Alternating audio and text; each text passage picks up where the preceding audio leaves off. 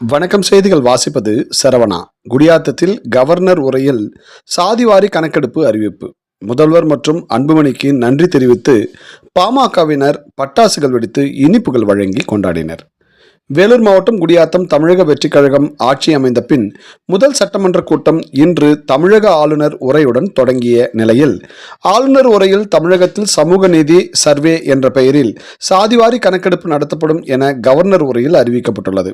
இதனை வரவேற்ற அன்புமணி, இது தமிழக அரசியல் வரலாற்றில் ஒரு மைல்கல் என்றார். மேலும் இது ஒரு சாதிக்கான பிரச்சனை அல்ல, தமிழகத்தின் சமூக நீதி பிரச்சனை. இந்த சர்வே எடுக்கப்பட்டால் ஒட்டுமொத்த தமிழகமும் வளரும் என தெரிவித்து அன்புமணி வரவேற்பு தெரிவித்திருந்தார்.